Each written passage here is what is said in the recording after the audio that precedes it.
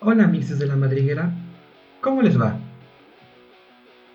Mientras investigaba un poco para hacer el video de Orange is the New Black y navegaba en mi feed de Instagram, noté algo interesante y que la verdad es algo de lo que deberíamos hacer ojo porque sí es relevante. Resulta que en Estados Unidos se reunieron un montón de personas, más específicamente mujeres de la derecha cristiana, en un evento llamado Women's Leadership, en el cual estuvieron discutiendo una idea demasiado peligrosa: el que las mujeres renuncien a su derecho al voto. Por lo que me di cuenta de algo: cada vez más nos acercamos a vivir en la distopía del cuento de la criada, en la cual las mujeres se regresan a ser oprimidas tras una guerra civil donde triunfa un gobierno teocrático. Y ahora, al ver lo ocurrido en Texas, pues creo que Margaret trataba de decirnos algo, pero no la escuchamos. Y la verdad es que todas estas ideas no son nuevas, no se han popularizado de la nada. De hecho, es posible que ustedes se den cuenta de que en redes sociales, en específico en TikTok, se ha viralizado una especie de aesthetic de internet llamada Tradwives. Así que prepárense, mixes de la madriguera, porque hoy veremos cómo esta clase de aesthetic, que a primera vista no parece dañina, en realidad fue el puente perfecto para que el conservadurismo salvaje atacase una vez más.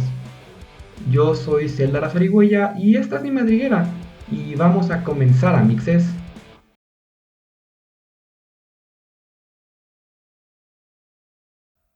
Para entender la moda tradwife, lo primero que habría de comprender es ¿por qué los malditos años 50? ¿Por qué esa década en específico levanta tanto gusto y suspiros en personas conservadoras y de la extrema derecha? Bueno, amixes, hay que revisar el contexto histórico real. Los Estados Unidos habían salido victoriosos de la Segunda Guerra Mundial, sí, pero venían de 20 añotes extremadamente complicados. En 1929 se les cae la bolsa de valores de Nueva York y llega la Gran Depresión. Luego, en el 39, inicia la guerra, y aunque los gringos no entraron hasta el 41, durante todo ese tiempo vivieron en una paranoia total sobre qué pasaría si no lograban derrotar al Eje, lo cual, siendo justas, era un miedo bastante válido. Toda la población puso su esfuerzo bélico, ya fuera en el frente o matándose en las fábricas. Pero cuando la guerra terminó, con una Europa literalmente en ruinas, los americanos surgieron como la nueva superpotencia global, claro, con los soviéticos del otro lado peleándose la hegemonía. Durante el conflicto, para poder hacerle frente a las bestias industriales alemanas y japonesas, porque vamos, Italia no cuenta, las empresas gringas se habían mudado a una economía de guerra brutal. De pronto Ford y Chrysler dejaron de hacer autos para fabricar tanques, IBM movió las telecomunicaciones del frente y General Electric producía submarinos. El gobierno de Roosevelt les inyectó tanto dinero para expandirse que crearon un monstruo industrial que en otras condiciones jamás habría existido. ¿Y qué pasó cuando cayó la última bala? Todo volvió a la vida civil. Ford regresó a los autos, IBM a los primeros sistemas de cómputo y General Electric a los electrodomésticos. La necesidad de obreros, técnicos e ingenieros fue tan masiva que el desempleo prácticamente se borró del mapa. Y como el dólar ahora era la moneda más poderosa del planeta, mandando a chingar a su madre a la libra esterlina y al marco alemán, los sueldos eran enormes. Esto permitía que un solo trabajador pudiera adquirir una casa y un auto con total facilidad, mientras reinsertaba su dinero en la economía local. Era una máquina perfecta: empresas gringas en suelo gringo, con empleados gringos gastando en productos gringos. Una fantasía corporativa redonda. Pero a ver, amixes de la madriguera, bajémonos tantito de la nube. Todo este bufete económico de la posguerra venía con letras chiquitas. Los soldados regresaban a casa con la urgencia de casarse y dejar, ya saben, una descendencia miada, provocando el famoso baby boom. Las grandes ciudades como Los Ángeles, Nueva York o Chicago estaban hasta la madre y las rentas eran carísimas. Así que al gobierno se le ocurrió la brillante idea de inventar los suburbios, hectáreas de casas idénticas a las afueras de las urbes. De pronto, tener una casita con jardín y auto nuevo era una realidad. Pero aquí es donde empieza la trampa. ¿Qué pasó con todas las mujeres obreras que se partieron el lomo en las fábricas para ayudar a ganar la guerra? Pues el gobierno de Harry S. Truman les dijo: Muchas gracias por su servicio y ahora de regreso a la cocina. Así es, el gobierno lanzó campañas masivas de marketing para destruir la imagen de la mujer trabajadora. Empezaron a vender la idea de que el verdadero éxito femenino no estaba en ganar tu propio dinero, sino en ser una extensión del hogar, preparar el asado, esperar al marido y sobre todo consumir electrodomésticos como desquiciadas. Ninguna casa estaba completa sin una tele, una lavadora y una aspiradora. Y los suburbios eran prisiones de oro, amixes. Si en los edificios de la ciudad podías salir a cotorrear con la vecina al pasillo, en el suburbio solo había soledad, vallas de madera infinitas y un aislamiento total porque para ir a la ciudad necesitabas el coche, que por supuesto solo manejaba el marido. Cuando la banda conservadora en internet dice que en los 50 la vida era más simple, pues sí, claro que lo era. El acoso, la violencia de género, las brechas salariales y la discriminación no les aquejaban, pero no porque no existieran, sino porque estrictamente estaba prohibido hablar de esos temas en la mesa. Y ojo, que este sueño solo existía si eras blanco. Existía una práctica asquerosa llamada redlining. Los blancos tomaban un mapa y con un marcador rojo encerraban los barrios afroamericanos, latinos y asiáticos, para negarles un crédito en automático. Racismo estructural puro y duro. Así que cuando las tradwives actuales te venden los años 50 como el paraíso de la paz mental, lo que te están vendiendo en realidad es aislamiento social, machismo de estado y segregación racial con filtro de Instagram. Asimismo, amixes, quienes nunca dejaron de partirse la madre trabajando fueron las mujeres de las comunidades marginadas. Para ellas no existía el mito de quedarse en casa a descansar. Ellas vivían de fletearse el servicio doméstico. Eran quienes realmente limpiaban esos comedores perfectos y pulían los autos relucientes de los suburbios ajenos. El sueño americano tenía esa cara brillante, pero la otra, más chingona, realista y libre, estaba protagonizada por mujeres latinas, afrodescendientes y queer, organizadas en disidencia pura. Por un lado, las mujeres latinas mandaron a la chingada las faldas y los tacones, prefirieron usar los famosos suits, formaron pandillas y caminaron por el este de Los Ángeles como las dueñas del lugar. Mientras el sistema les exigía bajar la mirada y drapear pisos, ellas la alzaban y le aventaron una bocanada de humo de cigarrillo a la autoridad. Por el otro lado estaban las beatniks, mujeres que salían corriendo de sus casas hacia esos sitios de perdición llamados clubes de jazz, para beber, fumar, escribir poesía y tener charlas filosóficas profundas. Y luego estaban las biker girls. Cambiaron el delantal por la chamarra de cuero, aprovecharon el boom de las motocicletas para armar clubes sociales de mujeres que no encajaban en los estándares pendejos de la televisión. El gobierno les quería imponer la cocina, pero ellas prefirieron la carretera. Y qué ironía, mixes, el mismísimo gobierno les regaló las carreteras interestatales para escapar. Si eras una mujer queer o trans en los años 50, las bikers eran tu refugio ideal. Tampoco podemos olvidar a la resistencia afrodescendiente. El sistema las quería sumisas, pero ellas rompieron el molde. Cuando Rosa Parks fue arrestada, las asociaciones de mujeres afro hicieron algo simple y efectivo: caminar. Armaron un boicot y se chingaron económicamente a las líneas de autobuses. En todas ellas había una fuerte independencia económica y una red de apoyo social. Las pachucas se mantenían en el trabajo textil o de meseras, y en los barrios armaban comederos comunitarios para que a nadie le faltaran sus frijoles y tortillas. Las beatniks poblaron comunas como Greenwich Village, rompiendo la dependencia al varón, y las bikers chambeaban de mecánicas o camioneras, cuidándose las espaldas entre todas. Los años pasaron, amixes, llegaron los 60 y las beatniks se convirtieron en hippies. En los 70s, las bikers inspiraron a leyendas como Debbie Harry o a The Runaways. Las pachucas criaron a las cholas y el eco de los derechos civiles se volvió imparable. El pinche sueño americano se esfumó cuando mataron a Kennedy, cuando los gringos perdieron Vietnam y cuando a Nixon se le ocurrió hacer sus chingaderas en Watergate. Pero la contracultura, esa sigue hasta el día de hoy.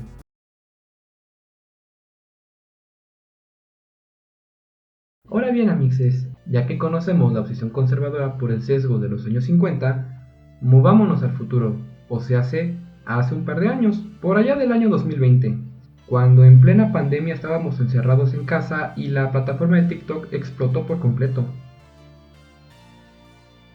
No se necesitaba una gran producción, el contenido rápido llegó para quedarse. De pronto tu feed se llenó de comediantes haciendo sketches de mamás o de personas compartiendo su estilo de vida sin filtros. Teníamos a las chicas góticas mostrando una vida llena de color negro con The Sisters of Mercy de fondo. O a las gymrats dando consejos de nutrición y rutinas completas para ponerse bien mameis, así como yo ahorita. Por cierto, mixes, ¿quieren que en un próximo video les hable de mi proceso en la vida healthy? Ya se la saben, déjenmelo abajo en los comentarios. En este ecosistema te podía, y aún te puede, salir absolutamente de todo en menos de 2 minutos. Un tutorial para diseñar un póster estilo brutalista en Photoshop, una rutina para hacer nalga en casa, y sí, uno que otro capítulo de padre de familia con un gameplay de Subway Surfers de fondo. En serio, esas madres parecen hongos, están por todos lados. El punto es que el internet empezó a regirse por estéticas, que no son más que comportamientos, narrativas y formas de vestir empaquetadas para vender. Vamos, como las tribus urbanas de antes, pero con mejores filtros y sin tener que agarrarse a golpes en la glorieta de los insurgentes. Por ejemplo, tenemos a las That Girls, que hacen yoga a las 6 de la mañana, toman té de jengibre y facturan 1000 horas en un departamento completamente blanco. Hiperproductividad en su máxima expresión.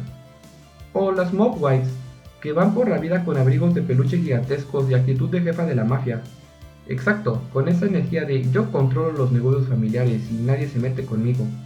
Al más puro estilo Sofía Falcone. To new beginnings. Chantani. Luego están las gymrats, obsesionadas con la vida saludable y los outfits deportivos, aunque se la pasen mamando a marcas como Gymshark y Define, cuando en lo personal hay mejores marcas, pero bueno, eso es de cada quien. Para las almas más tranquilas están las Cottage Girls, que disfrutan de una granjita rural con huertos y gallinas para desconectarse del mundo moderno.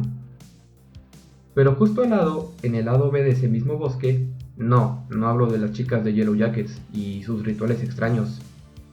Hablo de las Lumberchick, esas morras mamadísimas que presumen sus hachas, sus músculos y sus desayunos de campeonas y que te parten un tronco gigante a la mitad de un solo golpe seco. Pura autonomía y fuerza bruta elemental. Si se fijan bien, amixes, todas estas tribus tienen un hilo conductor. Celebran la productividad, el control o la autosuficiencia de la mujer. Incluso la leñadora en el bosque te está gritando, mira cómo resuelvo la vida yo solita. Pero si caminas un paso más allá en el algoritmo, ahí donde los filtros ya no son verdes ni oscuros, sino de un tono pastel pulcro e hipercalentado, te vas a topar con el fenómeno del que verdaderamente venimos a hablar hoy. Las Tradwives. Y ojo, esto no se crea por generación espontánea.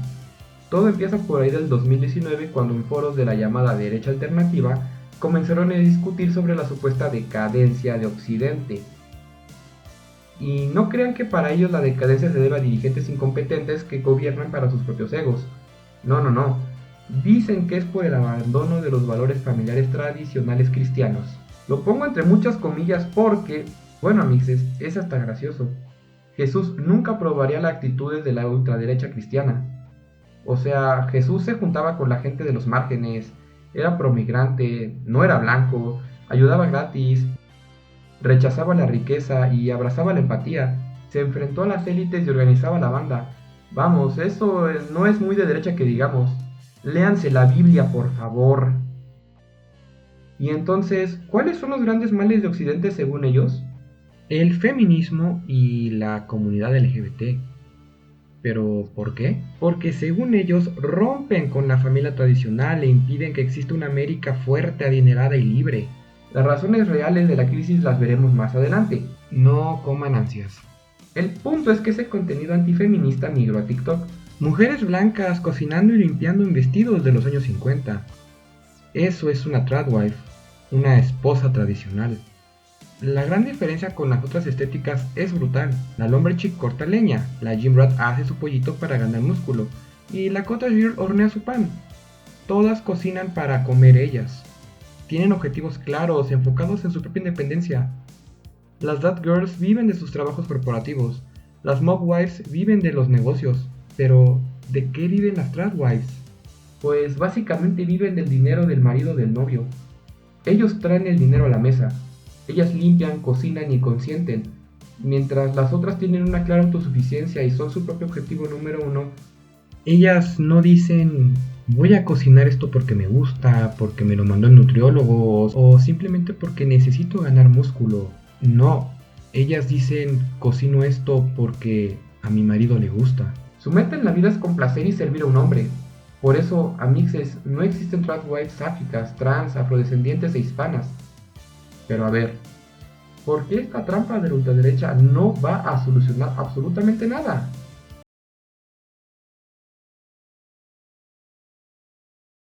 Y aquí es donde entramos a la gran mentira tradwife.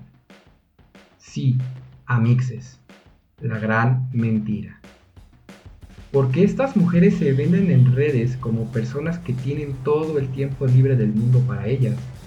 Despiertan radiantes, se arreglan y viven una vida idílica sin una sola preocupación. Pero todo este teatro viene de una ignorancia selectiva. ¿Recuerdan que hace un momento les dije que los años 50 tienen un lado B? Pues justo ese lado oscuro es el que ellas deciden ignorar por completo. Vamos a hablar de billete, de la trampa económica.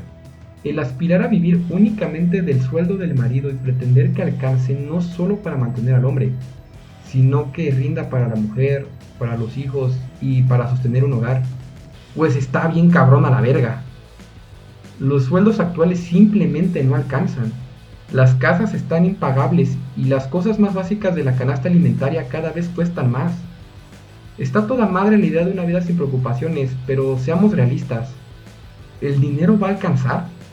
La respuesta corta y llana es no. Y en la realidad no hay tiempo libre. Está muy difícil que en una economía promedio sobre dinero para pagarle a una empleada de servicio doméstico. Así que a la que le va a tocar fletear, fregar el piso y hacer toda la limpieza pesada del hogar es a la tradwife. La gran ironía de todo esto es que aquellas mujeres que promueven este estilo de vida en TikTok vienen de familias asquerosamente ricas, con cuentas de banco respaldadas por apellidos empresariales. Así que para alguien de la clase media, esto no es una opción viable ni en sueños. Ahora bien, ¿es en serio? ¿De verdad se sienten bien dependiendo por completo de alguien y convirtiéndose en un adorno del marido? Es que sencillamente no entiendo cuál es la satisfacción. Una cosa es ser hogareña, disfrutar de cosas como cocinar, tejer y estar en tu casa, que se vale y está chingón. Pero otra cosa muy diferente es adoptar el rol de esposa trofeo. En lo personal, no me cabe en la cabeza. Si lo haces por el supuesto tiempo libre y para darte una vida de rica sin mover un dedo, créeme, está muy cabrón. Y encima de todo, cuando este contenido llegó al mundo de habla hispana, fue inmediatamente aplaudido y adoptado por los llamados coaches de vida, o mejor dicho, los vendehumos. Esos tipos que viven de estafar a la gente vendiéndoles la llave del supuesto éxito empresarial. Ustedes saben perfectamente quiénes son. Los que se llenan la boca diciendo cosas profundamente misóginas disfrazadas de consejos de vida. Cosas como, no, a ver, si el patán no tiene novia, no es porque sea un culero o un machito. Más bien es porque las mujeres de hoy son unas feministas locas que odian a los hombres. Pero hey, mira esa tradwife. Esa de ahí es una mujer de verdad para ti. Ah, y por cierto, ya pagaste mi suscripción de 3,000 pesos y ve a mi próxima presentación en vivo la semana que viene. ¿Entienden el pedo, amixes? En serio, esta es la clase de hombres resentidos que buscan tener una tradwife como pareja. Tipejos que ven en la independencia y autonomía de la mujer una cacería de brujas. Antes de tener el valor de mirar la verdadera razón de su propio fracaso emocional y financiero. Y se los digo con el corazón en la mano. Esto no es romántico, esto solo va a incrementar la violencia doméstica a través del control y la dependencia económica. Pero el problema no se queda ahí, amixes. En estos días, allá en Texas, 2,000 mujeres se reunieron para hablar sobre el supuesto lugar de la mujer. ¿Y esto qué quiere decir? Que volvieron a querer colocar la idea de que las mujeres debemos estar en el hogar, en la cocina, y ser una simple extensión del marido en lugar de ser, ya saben, individuos. Nos quieren reducir a venir a la tierra únicamente para atender casas y tener hijos, según ellas porque Dios así lo dice. ¿Ya ven el por qué les decía que no han leído la Biblia? Obviamente este discurso de mierda termina desplazándonos por completo las mujeres de la comunidad LGBT, reduciendo todo a la, entre muchísimas comillas, biología de la fertilidad. Con esto invalidan por completo a las mujeres trans, que les guste o no, las mujeres trans somos mujeres, y no podrán hacer nada para evitarlo. Se chingan. También desplaza por completo a las mujeres lesbianas, a las bisexuales y pansexuales que deciden tener una relación con otra mujer. Porque vamos, el reducir el concepto de ser mujer a la capacidad de procrear es asqueroso. Además de que termina discriminando con una crueldad infinita a todas aquellas mujeres que, por una u otra razón, no pueden o no quieren concebir. Por otro lado, estos grupos ya se han opuesto en más de una ocasión a los derechos de las mujeres y de la comunidad LGBT, siendo su principal objetivo arrancar el derecho a la interrupción legal y libre del embarazo. Y en esa misma reunión de Texas se hizo una propuesta que de verdad espero que se quede como un mal chiste y no prospere. Un voto por hogar. Ay, es que mi esposo vota republicano, yo voto republicano, pues mejor que vote él por los dos. Según su lógica, si el esposo vota por los republicanos y la esposa por los demócratas, esto va a llevar a peleas imparables y a la destrucción del matrimonio. Así que para ellas es mejor que vote el esposo y nos ahorramos un chingo de conflictos. Y encima se atreven a decir que el voto femenino trajo a los Estados Unidos aberraciones del diablo, como los derechos LGBT y el aborto. ¿Aberraciones? Yo a eso lo llamo derechos humanos. Pero bueno, la tirada es que la mujer abandone su derecho a votar en cuanto se case. Así de sencilla es la propuesta, así de distópica suena la porquería.